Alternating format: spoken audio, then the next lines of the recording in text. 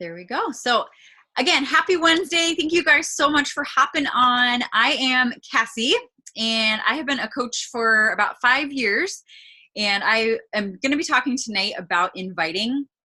And this is a topic that I literally could go on for hours about because there's so much that can go into inviting, or so many different ways to approach this topic. But I want you to know that inviting is simple, even though I could speak on all different things. And the reason why I say that is because you really have to pinpoint what works for you. And I'm going to share what has worked for me for 5 years. Things have changed a little bit, but a lot of it has stayed the same since day one.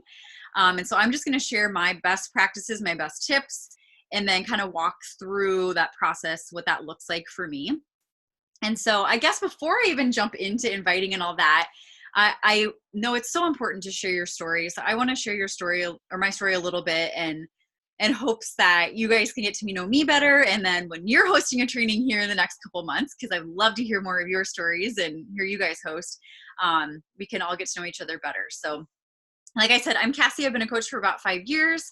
I am originally from Iowa. I live in Minnesota now. And I am a former teacher. And when I got started as a coach, it was like the craziest time in our life. We were relocating from Iowa to Minnesota.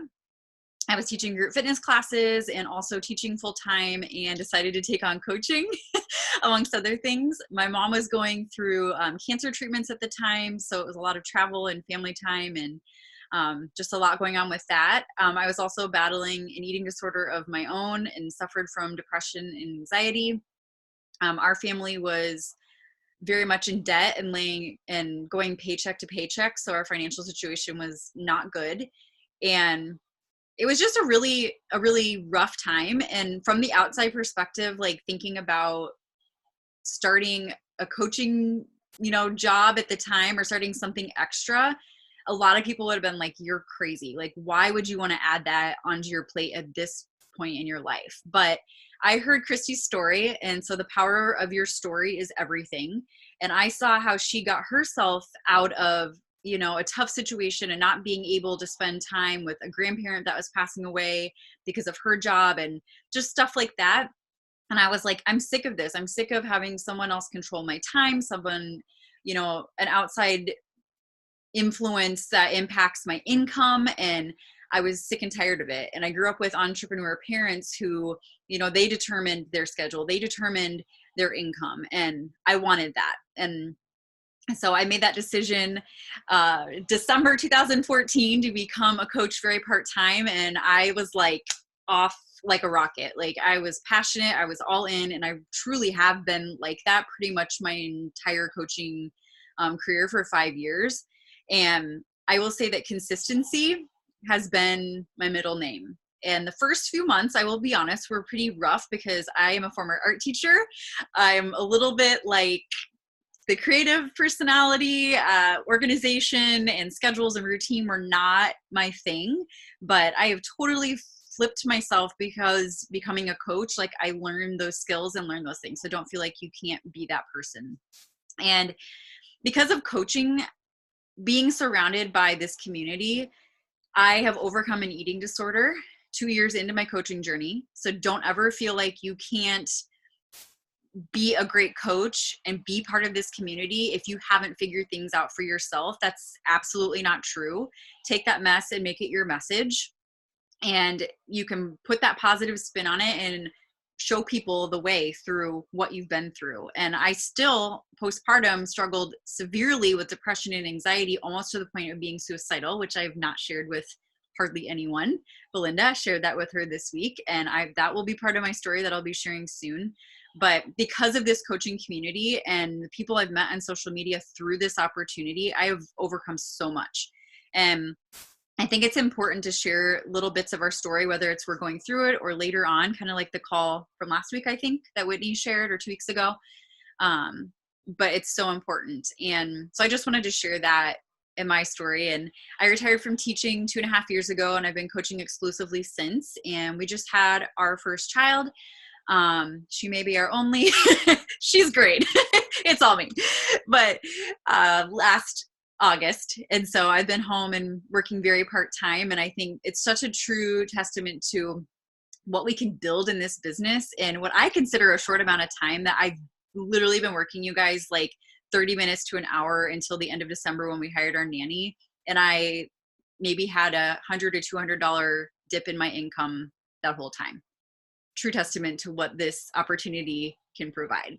Maternity leave as a teacher, I would have had to take my sick leave. I would have had to gone back after like probably 10 to 12 weeks, which is great, but I didn't want to do that. So that's a little bit of my story, kind of all over the place, but I am so excited to share tonight on inviting with you guys. And to get started, I just want to start with this.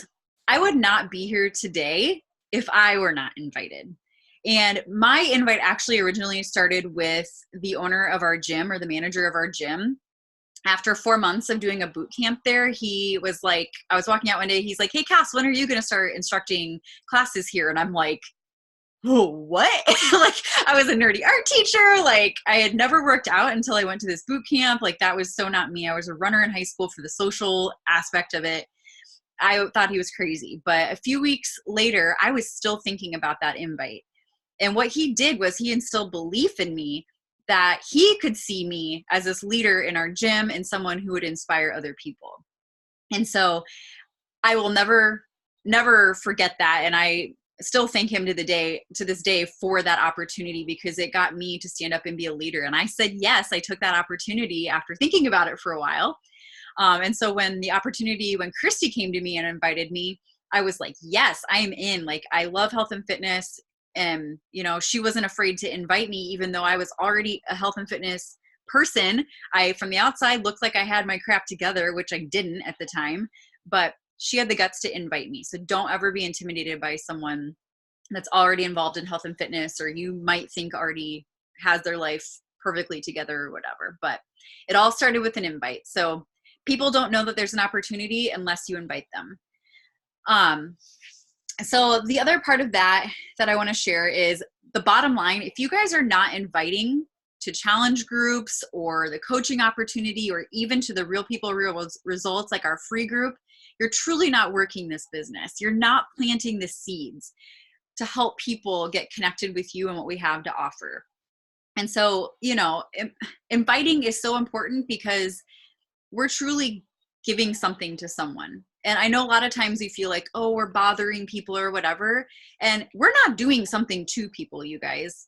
We're giving something to people. We're giving them an opportunity to change their life. And there's no shame in that. And if people aren't interested, they'll simply say no, right? And that's fine. And we'll talk more on that here in a minute. But seriously, moving on to the next 1,000,001 people in this planet who need our help.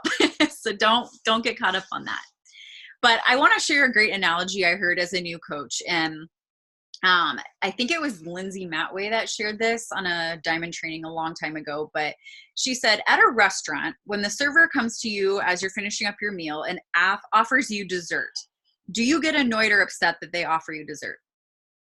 No. No way. I'm like, yes, tell me the options. Even if I'm not interested tonight, I want to know what kind of desserts there are, because I love dessert, right?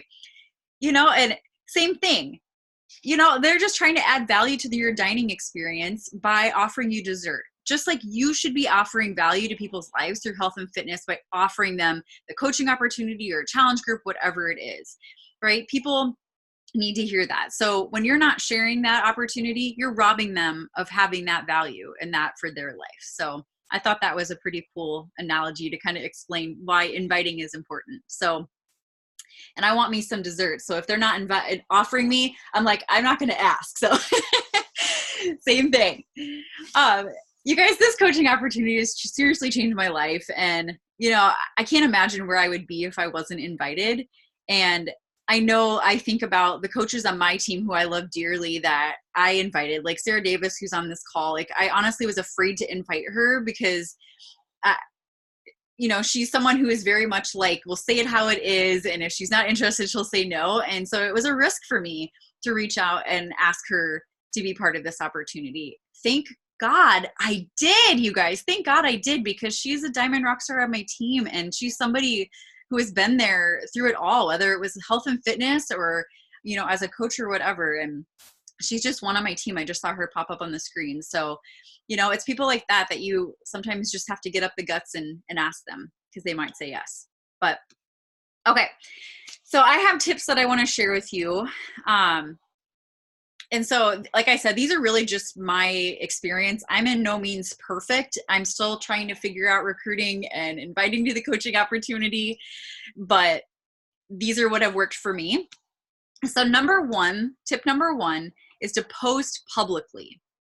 And I'm going to be sharing this tip, but I'm also going to ask a question at the end to get you thinking about how are you actually doing these tips? Are you implementing these tips already? So your public needs to match your private messages. Yes, we need to be inviting. It's so important to be asking people to join you and share about what you're doing on social media, because I know if someone invites me, if they're in my inbox, a lot of times I'm not going to respond to them right away. What I'm going to do is I'm going to go to their profile and see who the heck this person is. I guarantee that person is doing the same thing to you. If they don't know you and you're inviting them, they're going to go check you out on your profile. So are you going to have pictures of your dog and some random reposts on there? Or are you going to have something of value to add to these people's lives to show them that you're serious about helping them, to show them that you're serious about your own health journey and that you're someone that they can trust, and is actually going to help them stick with it and have some follow through. So important that what you're sharing publicly matches what's behind the scenes. And I'm not saying you can't share the things I just said, but you should be sharing your health journey. If you're on one, you should be sharing it. And if you're not, go pick a program and get on it, you guys. And if you can't work out, do the nutrition, whatever it is, there's something you can be sharing: mindset, nutrition, fitness, all that. Share your love of coaching. Share success stories from your challenge groups, from your coach friends, from the Beachbody Network. There's all kinds of success stories that you can be sharing. Add value with recipes, with mindset tips, from things from your personal development. Those are all great things you can be sharing that show people that you are consistent, that you stick with it. And when people see that over the long haul with consistency, that trust, that breeds loyalty for what your brand is. And that's who they're going to go to, is you, because they see you're sticking with it. You're not someone who 1 week is posting a whole bunch and then takes a month off and comes back in a month, or whatever. So share your story and do it consistently.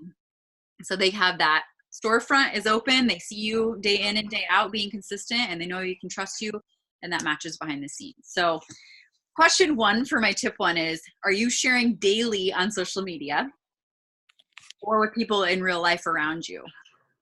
Are you sharing daily on social media or with people in person daily? And you can answer these right away in the chat, or you can just jot them down and reflect. Tip number two is you're going to hear no. You guys make sure you're muted. I'm not sure who isn't. I think I got it. Okay. Tip two, you're going to hear no. You're going to hear not yet. You're going to hear crickets and get ghosted. You're going to share information and they're not going to get back to you. It's okay. It's nothing personal. It's all doing that, you're going to hear no. You're not going to hear back from people. It's just part of what we do. 15-star diamonds hear no. Brand new coaches hear no. And I think, what's the worst that can happen? Like I said before, you send the invite and they say no. It's okay. Keep moving on.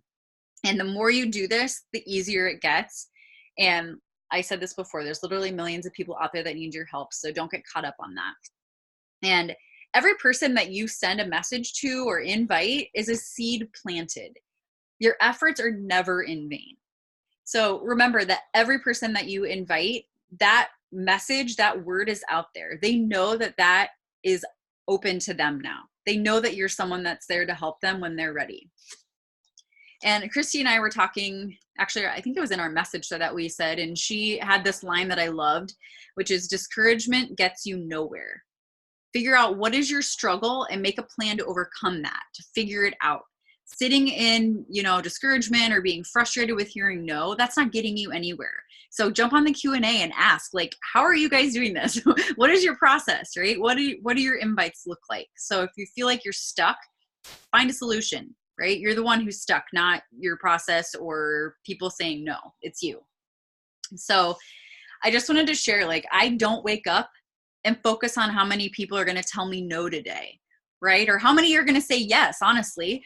I just think about taking action. So I know what I need to do and I take action on it. And in my entire 5 years, I've had 1 month that I haven't helped 3 people. And it was 2 people that I helped that month. Right? So in that month, my best friend returned her challenge pack. So technically I got 3 people started and 1 returned. So take action. I focus on the action. I don't focus on the results and the outcome. And what you focus on expands. If you're focusing on hearing no and focusing on, I need someone to say yes, I need someone to say yes, you're attracting people that are going to say no. You're focused on taking action and helping people, and you're going to attract those people that want to say yes. People can feel those vibes in you. They can feel that positive energy, and your confidence is going to make them feel confident to start. And so the last part of that is just consistency. If you really want to help people, you're going to hear no, and you're going to have people ghost you and all that. And that's okay. Just be consistent with getting those no's, because you're planting seeds, like I said. And consistency over the long haul, you're going to have so many conversations that someone is going to say yes. And for brand new coaches, I like to remind them that it may not be a fast start for you, and that's okay.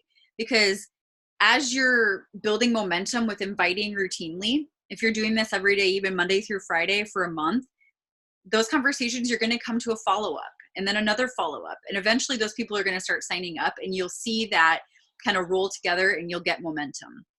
So it takes a few months sometimes to get that return on investment, and that's okay. That's totally normal. So don't give up. So my next question for tip 2, which is, I don't know if it's a tip. I said, you're going to hear no. Be okay with no would be my tip 2. But the question for tip 2 was, how many seeds are you planting a day? Are you focusing on action, or are you focusing on action, or are you focusing on the outcome? Okay, tip 3, stop counting convos or conversations as invites. So to get really specific, if you're a new coach, an invitation to me is if you're asking someone if they are interested or open to joining you with either the coaching opportunity or working on their health goals with you in a challenge group or one-on-one or whatever. If you're not asking them to join you for something, you're not inviting. Having a conversation about your dogs, or even talking about your love for health and fitness or what you do, that's not an invite. You're not opening up the opportunity for them to join you. So don't think that conversations count as invites. That's really important. And I love the example of a party. And if you've heard me share this before, I'm sorry, but I think it's perfect. You know, you are not going to just randomly show up at a party that your neighbor's throwing that you weren't invited to. It's the same thing as your challenge groups and coaching, you guys. If you're not throwing an invite out to your coaching opportunity or challenge group, people aren't just going to show up. They need to know that they're invited and feel comfortable with that. Occasionally you'll get someone that will randomly message you and say, I want help. And that's great. But usually they need that invite to really feel like, okay, that is open for me and I can join. So let's see. I don't have anything else on that. But yeah, I guess it's really easy to think that you're doing more than you actually are. I was guilty of that my first 2 years because I wasn't tracking how many people I was inviting, and I would invite like 3 people and I'd think it was 13. So make sure that you're tracking that. So the question I have for this is, are you just having conversations, or are you actually asking people to join you with an invite? Are you just having conversations, or are you actually asking people to join you with an invite? Okay, tip number 4 is to track and follow up, which is kind of where I was leading before. And I don't care how you do this, a notebook, a spreadsheet. I use Teamzy, which costs money, so you don't have to do that. Streak, whatever works for you, just do it, okay? Track. And what I mean by that is, if you invite someone, write down their name when you invited them. It could be as simple as that. And then you can come back in 4 days. You can come back in a month, whenever it makes sense for you that you need to follow up. So you can set your follow-up schedule for whatever makes sense to you. And the great thing is, as you build that list, you can go back You can keep going back to those people. And for me, I will re-invite those people until they unfriend me. I have no problem with that. And yes, sometimes I'll go back and just ask them, how they're doing, or comment on a photo they have of their kids, or ask them a question. But you better believe that next month I'll be inviting them, because people's lives change. They go through seasons. To say that I invited someone of November of 2017 and they said no, so they probably aren't interested in January of 2020. That's ridiculous. Do you know how much time passed? You know how many seasons they went through in that 2-year, 3-year span? A lot. People have weddings that come up and different opportunities that they need your help. So keep that in mind. And then the other thing is, by re-inviting them, they're following along with you. By building that relationship, even just checking in with them, you're gaining that trust, and they're respecting you for continuing to follow on your journey and seeing who you are. So when they are ready, they'll be more likely to come to you. So my question with the tracking and following up is, how are you tracking? And are you following up with people that you're inviting? So figure out how to do that if you're not doing that. And I talk fast, you guys. I'm sorry. Obviously, this is recorded, so let me know what questions you have at the end. You can definitely unmute yourself now or at the end, and I'm happy to answer questions. But my last tip is how many and how often. Knowing how many people to invite and how often you're doing that is key. And consistency doesn't have to mean every day, but it does mean that every week you're setting a goal and knowing how often and how many people you need to invite to see a return on investment. And for me, I do the bulk of inviting now about 3 days a week, just with having a new baby. And I do that the 2 days I have a nanny a week for a couple hours. I do bulk inviting, and then usually one day on the weekend when my husband's home, when I have some available time without baby distraction. The reason I do that is because I feel like I can get a lot more invites out when I just have focused time rather than trying to do it with stuff going on around me.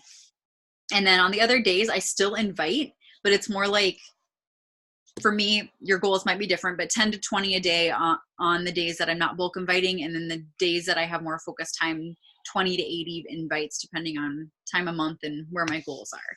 So again, those numbers are my numbers. You do what's best for you, or whatever numbers you need to hit to get to your goal. Talk to your coach. If you're not sure, if you're like, my goal is to help 3 people this month, ask your coach, how many people should you think I should be inviting to get to that? So whatever makes sense for you. But yeah, it could be inviting 10 people per day, Monday through Friday. It could be inviting 20 people per day, every day of the week. It could be like I do, and you have days where you invite more and days where you invite less. Whatever you do, just keep it consistent, because that's really where you're going to see that the results start to happen. So my question for tip 5 would be, how many are you inviting each week? And when are you doing that? Okay, so I'm just going to run through and say those tips again, in case you just want to write them down. And then I have a few little bonus things here. But tip 1 was to post publicly so it matches your private messages. Tip 2 is be okay with hearing no or getting ghosted. Tip 3 is stop counting conversations as invites and actually invite. Tip 4 is track and follow up. And tip 5, know how many and how often to be inviting. And again, some of these might be like, duh, I know that, this is tried and true, but are you doing it? I know sometimes I'm like, I'm 5 years in and I'm not doing some of these things. So a few little things that have helped me as a busy new mom, voice messaging and voice to text. While I'm nursing, I think Andrea's on this call, and she was just sharing that like during nighttime, night feedings is when she's been inviting. Totally me too. Like that. So such a great time to do that if you're a mom and nursing, or just like little things that are going on. If you're waiting to pick up your kids from school or whatever, like voice messaging, you can get a lot done very quickly. Or voice to text, if you just have one hand, you can't, type very well or have the computer to type.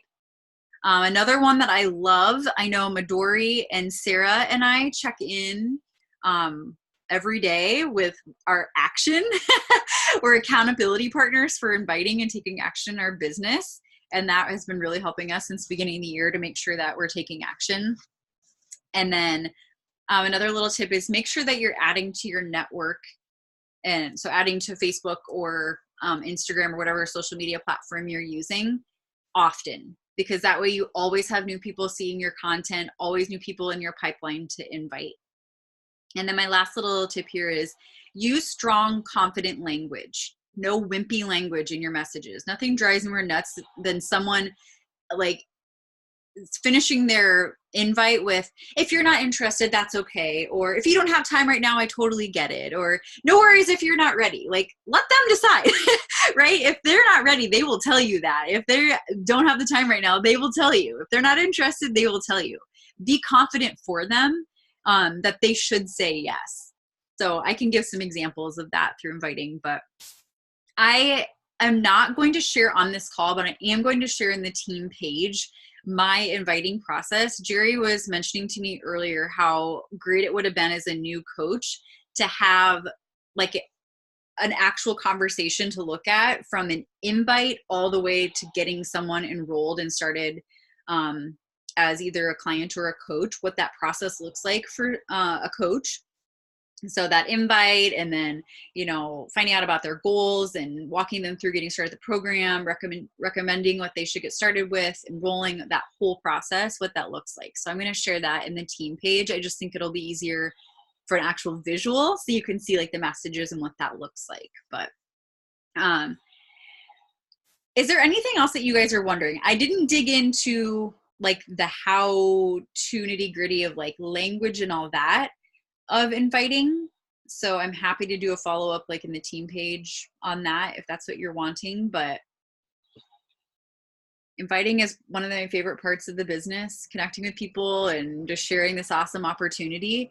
And I know that through consistency and all that, it's been the way to go. So. Hey, Cassie, I have a quick question. When you voice message, it's just the few times that I've tried it, then I find when I go to do a follow-up, I have to listen back to that. So it just seemed like it took more time for me. Do you make notes in Teamsy of what your conversation was so you don't have to go back and listen to every message? I don't, no. And usually like if I listen to like a few seconds of a voice message, I can usually figure out like where we left off in our conversation. So yeah. And usually when I re-invite someone, even if I did message them before, if it's been like a month or something, I can definitely re-invite them. It's not going to be awkward. So yeah, good question.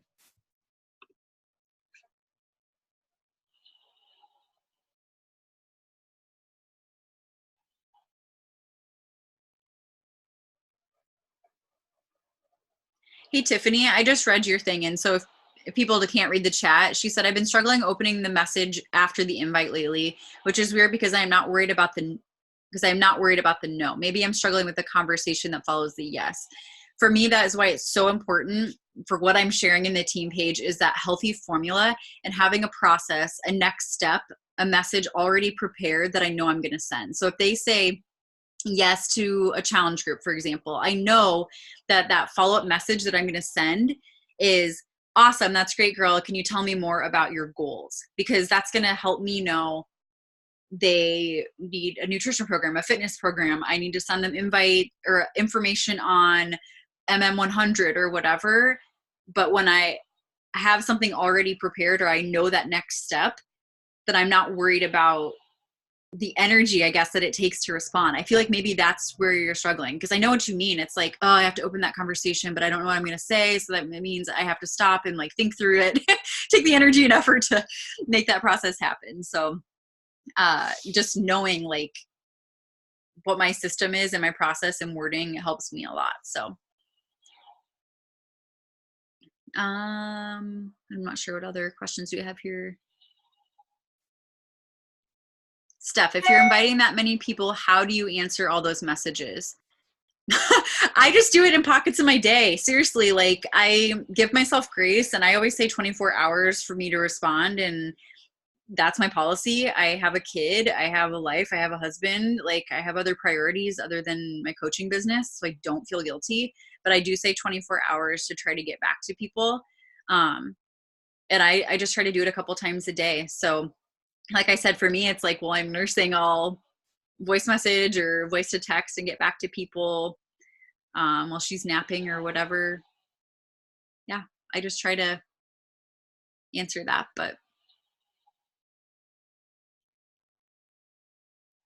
can you share an example of an invite and wording to a challenge group and one to coaching? Yes. So I can copy and paste here too.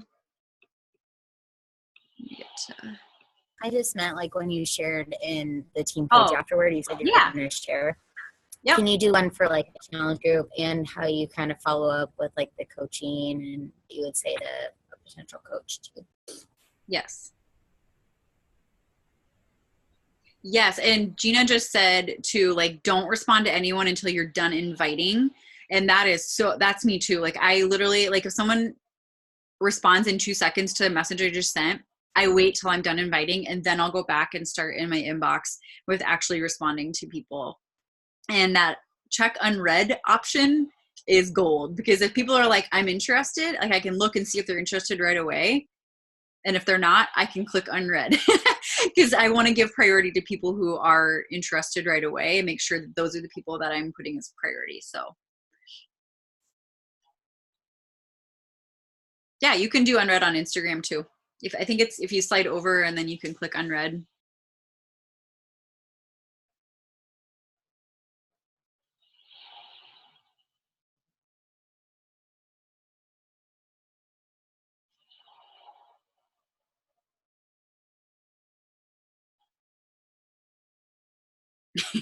No problem, Gina. She said, thanks for saving me hours in my week. Any other questions you guys have? I have a quick question. Yeah. So you said earlier that when you send your message, you don't put kind of your disclaimer at the end. And I was always taught to sandwich things in my invite, say like, hey girl, I don't know if this is for you, but I have my mentorship opportunity or whatever. I'm doing my virtual gym, whatever it was. And then at the end say, but like, no worries if it's not your thing. And then you said that you don't do that.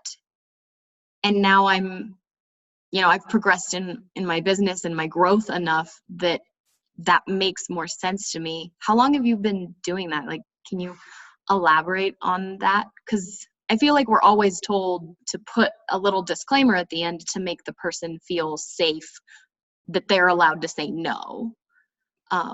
Yeah. And I don't know if you've heard, and I think it's a Ray thing, is, are you open to more info? Yeah. Like that's seriously what I replace it with. And it's not even that they need an out. Like it's seriously just, you're throwing the invite out there and by being friendly and all that. And I'm trying to think here. Let me read my, sorry, I'm looking for my invite that I'm sending right now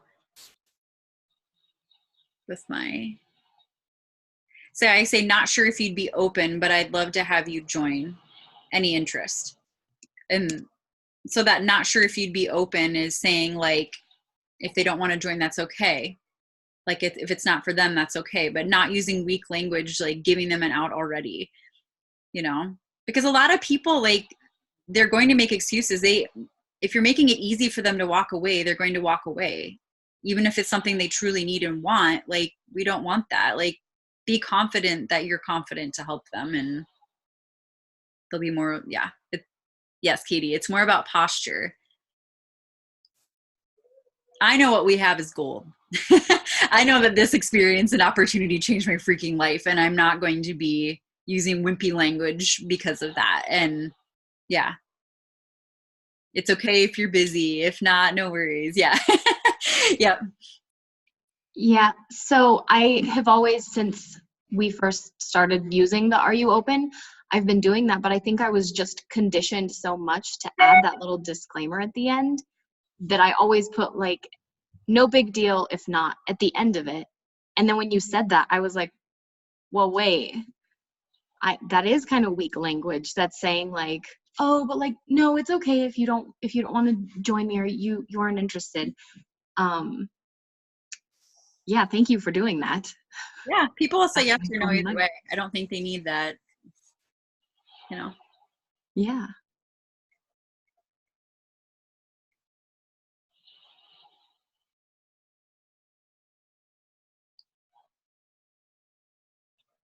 Any other questions you guys have? We have like a minute left, I think.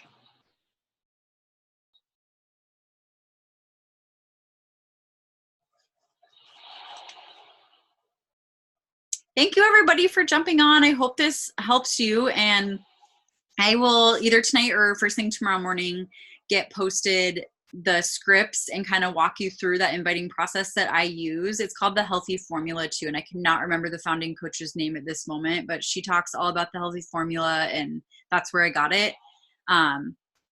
But that's basically the method that I use, and like I said, I'll walk you guys through that. So there wasn't enough time on the call for questions and everything, so yes, thank you for jumping on. If you have any other questions, please message me or post in the team page, and I will get back to you.